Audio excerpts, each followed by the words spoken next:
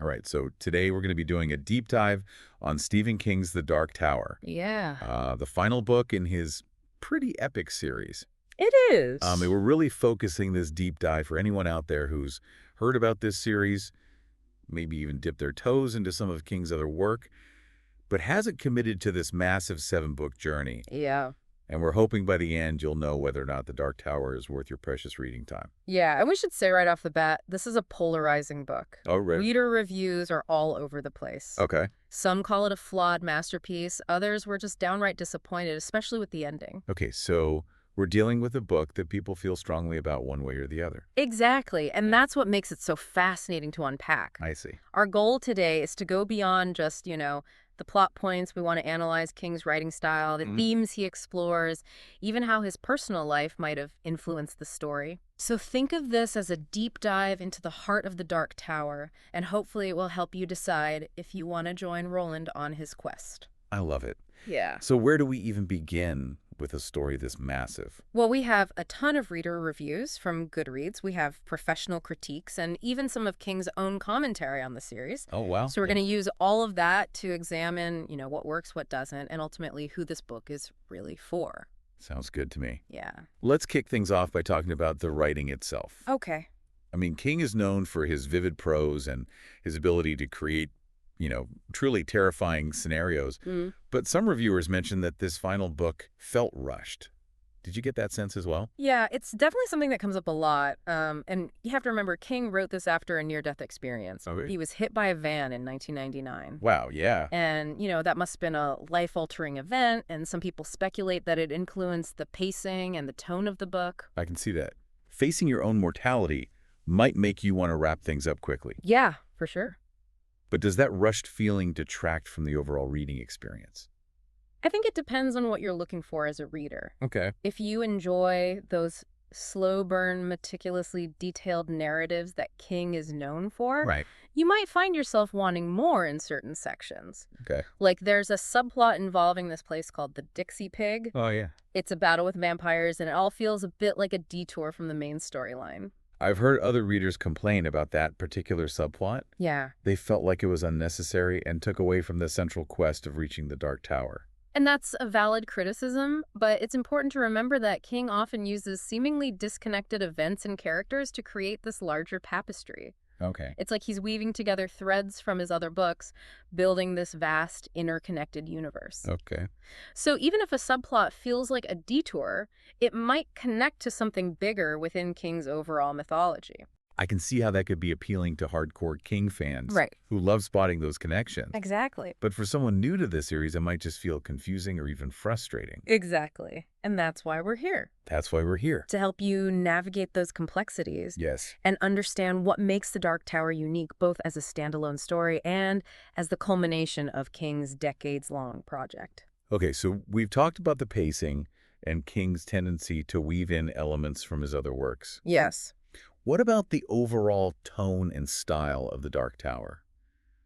Is it classic Stephen King horror, or is it something different? It's definitely a blend of genres. Okay. You got elements of fantasy, science fiction, Western, even a touch of romance. Oh, wow. King throws it all in the pot and somehow manages to make it work. That's one thing I've always admired about King's writing. Yeah. He seamlessly blends genres, Mm-hmm. creating these wholly unique worlds that still feel grounded in, real human emotions. Right. But how does that genre bending play out in The Dark Tower? Can you give me a specific example? Well, think about the main character, Roland Deschain. Okay. He's a gunslinger, Right. a classic Western archetype, Yes. but he's also on this epic quest to reach this mythical tower that holds the key to saving all of reality. Okay. That's pure fantasy. Okay. I'm starting to see how King blends those seemingly disparate elements, Yeah. but some reviewers mention that this genre bending can also be a detriment. Oh, really? They felt it made the story too sprawling and unfocused. And again, that comes down to personal preference. Okay. Some readers love the way King jumps between genres, Okay. keeps them guessing and constantly expanding the scope of the story. Right. Others might prefer a more streamlined narrative focusing on a single genre or theme. All right, so we've got a mixed bag when it comes to the writing and the genre bending. Yeah. But what about the story itself? Sure. What are the main themes that King is exploring in The Dark Tower? Ah. Well, one of the most prominent themes is the idea of destiny versus free will. Roland is driven by this all-consuming quest to reach the Dark Tower, Right. believing it's his predetermined path. Right. But along the way, he's constantly faced with choices that challenge that belief. That's a really intriguing concept, especially in the context of a fantasy epic. Yeah. It's not just about good versus evil. It's about questioning the very nature of fate. Right. Like, do we have control over our own lives, or are we simply playing out a script that's already been written? Exactly. And King doesn't offer easy answers. I see. He forces the reader and Roland himself to grapple with these complex questions. Okay. There's a scene, for example, where Roland could sacrifice a member of his quartet, his group of companions, Okay. to further his quest. It's a morally ambiguous choice that highlights the tension between his destiny and his humanity. Oh, wow. That sounds intense. Yeah. I can see how that kind of moral dilemma would resonate with readers. For sure. It's not just about the destination. It's about the choices we make along the way. Right, and that ties into another major theme, the power of companionship and the bonds we forge with others. Okay. Roland might be the central figure, Right. but he wouldn't get very far without his quartet. Right. They challenge him, they support him, and ultimately they help him to see beyond his singular obsession with the tower. So it's kind of like the Lord of the Rings, Yeah. where the fellowship is crucial to the success of the quest. Exactly. But in the Dark Tower, it sounds like the relationships are even more complex, Well, yeah. more morally ambiguous. Absolutely. King doesn't shy away from showing the messy, complicated reality of human relationships. Right. Even in a fantastical setting. These Yeah. characters bicker, they betray each other and make mistakes. Wow. But ultimately, their loyalty and love for one another shine through. Okay, I'm getting a sense that the Dark Tower is much more than just a simple quest narrative. Yeah. There are these deeper philosophical and emotional layers that King is exploring. But a lot of reviewers mention that King himself actually appears as a character in the book. He does. That sounds strange. It's definitely a bold move, Yeah. and one that has divided readers. Okay. Some see it as self-indulgent or distracting, Right. while others view it as a clever way to comment on the nature of storytelling itself. I can see how it could be jarring to have the author suddenly step into the narrative. Yeah.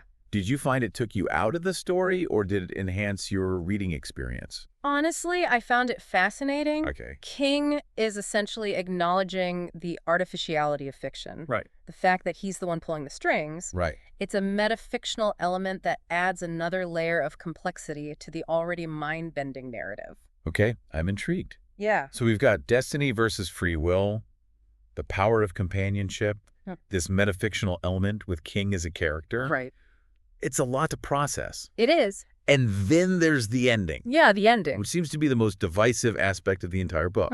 What can you tell us about it without giving any major spoilers? Well, the ending is very much open to interpretation. Okay. Some readers felt it was a satisfying conclusion to Roland's long journey, Right. while others felt cheated or disappointed. Oh, wow. It all comes down to expectations. Okay. A lot of readers were expecting a clear-cut resolution, a definitive victory for the forces of good. Right. Right. But King throws a curveball by introducing a cyclical element to the ending. Cyclical. Yeah. Can you elaborate on that a bit more? Well, without giving too much away, the ending suggests that Roland's quest isn't linear.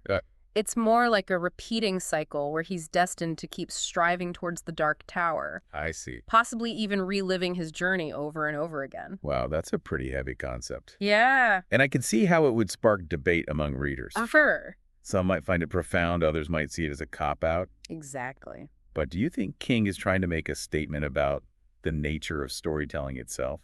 I think so. It's almost as if he's saying that stories never truly end. They're constantly being retold, reinterpreted, and experienced anew by each reader. I see. And the journey itself is more important than any fixed destination. Okay, so we have a lot to unpack here. Yeah. A complex blend of genres, thought-provoking themes, a controversial ending. What's a lot? It's a lot to consider. It is. But ultimately, who do you think this book is for? Right. Is it only for diehard King fans? Yeah. Or can someone new to his work enjoy it as well? I think that is the key question, isn't it? Yeah. It's definitely a book that rewards those who are already familiar with King's other works. Okay. There are so many Easter eggs and references woven through. It's like a love letter to his constant readers. I can see how that would be a huge draw for fans. Yeah. But for someone like me who's only read a handful of his books, is it going to feel like I'm missing out on something crucial? Not necessarily. Okay. While those connections do add depth and richness, the core story of the Dark Tower stands on its own. Okay. So if you're drawn to epic quests, complex characters, and a blend of genres, Okay. especially those fantasy Western elements, Yeah. then you'll likely find a lot to love here. So it's safe to say that fans of, like, The Lord of the Rings, or even A Song of Ice and Fire, might enjoy The Dark Tower. Absolutely. But with the added layer of King's signature darkness and psychological depth, I see. it's like Lord of the Rings meets the good, the bad, and the ugly with a dash of Stranger Things thrown in for good measure. Okay. That's a pretty unique combination. That is. You've definitely piqued my interest. Good. But what about those deal breakers we discussed earlier? Right. What about readers who are turned off by controversial endings or pacing issues, or even the author inserting himself into the story? Here's the thing. Those elements are definitely present, and they might not be for everyone. Okay. If you prefer straightforward narratives, neatly tied up endings, or authors who stay firmly behind the curtain, then The Dark Tower might not be your cup of tea. Yeah. It demands a certain level of patience and a willingness to embrace the unexpected. It sounds like a journey that requires you to trust King's storytelling, Yes. even when it takes detours or veers into strange and surreal territory. Precisely. But for those who are willing to take that leap of faith, Right. The Dark Tower can be a truly rewarding experience. So, final verdict to read or not to read? If you are looking for a challenging, thought-provoking, and ultimately unforgettable reading experience, then I say go for it. Okay. Dive into the world of The Dark Tower and see what you discover, even if you don't love every aspect of the book. Yeah. It's a story that will stay with you, Okay. sparking conversations and making you think about the nature of storytelling destiny and the choices we make along the way. Who knows? You might even find yourself joining the ranks of those who consider it a flawed masterpiece. You might. But here's the thought-provoking question for you to ponder, and it gets right to the heart of what makes The Dark Tower so compelling. Okay. If this story is truly about the journey, not the destination, Yeah. does the controversial ending ultimately matter? We'd love to hear your thoughts. Yes. Share your reactions, your theories, your burning questions. Let's keep this conversation going. Until next time. Long days and pleasant nights.